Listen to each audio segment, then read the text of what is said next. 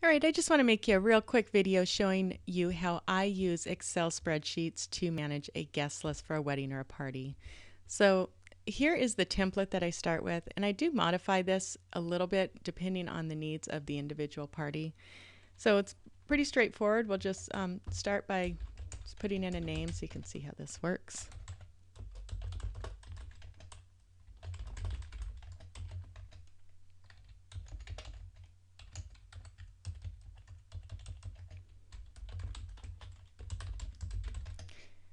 Pretty easy, pretty straightforward. Then we get over here, and I love this about Excel because I can add any columns I want, so I can track any information that I want over here. So I've added a few that I'm going to go over, but first I want to show you, I know there's varying degrees of Excel experience, but notice how I scroll over here, the names stay visible, and the other thing is I scroll down, all the information on the top stays visible.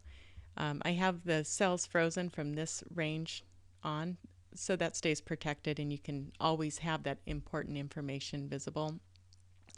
So these fields right here, what I have set up right now, and you can change these completely for whatever your needs are.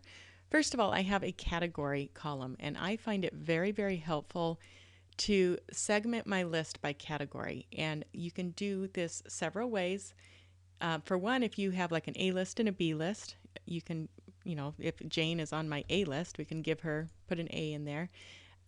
You might have a B, C, and D list, but this is a great place to separate all of your lists.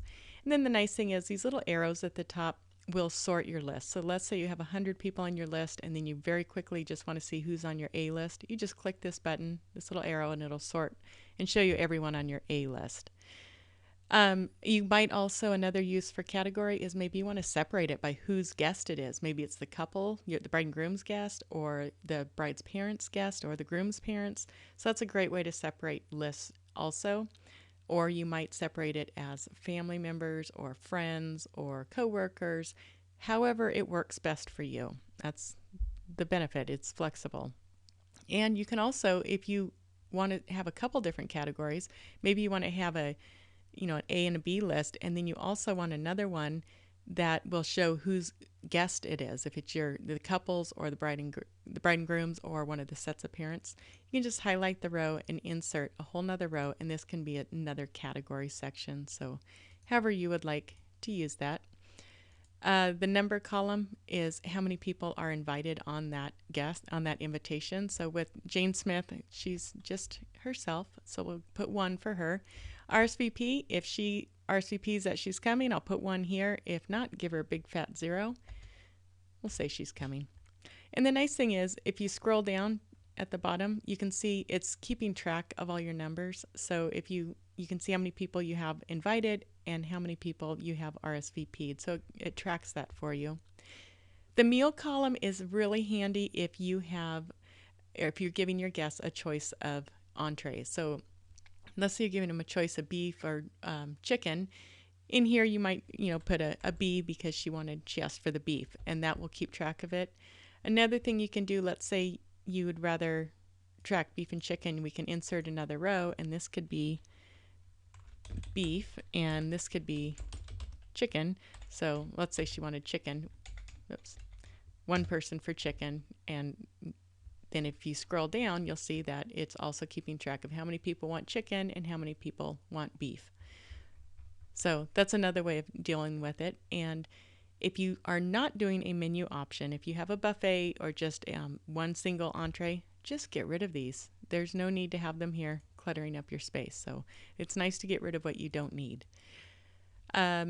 These next 4 columns are what I have in place for pre-wedding parties. So here's the rehearsal dinner. If Jane's invited to the rehearsal dinner, I could put a little mark there. Is she invited to the bridal shower, the bachelor party, and the bachelorette party? So you can just put a little mark to count her for the invitation for whichever parties she's going to be invited to. Gifts, it's nice. You can just keep track of any gifts that you've received from that person, and then you can say if you've sent out a thank you card. So this is kind of just the really basic spreadsheet. You can go in and modify it any way you like. Maybe you want to have an RSVP column after each one of these parties, perfectly fine. You might want to have a gift section after the bridal shower, perfectly fine. I just think it's a very convenient place to keep track of one guest, all the activities for one guest, and it's very easy to track.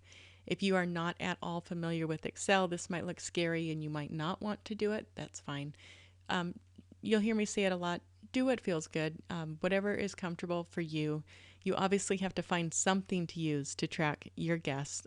This is what I personally use, but if you would rather use one of the tools on Wedding Wire or the knot.com, go ahead and check those out and see if that's a better fit for you. So, anyways, I just wanted to share what I personally use. I hope this helped.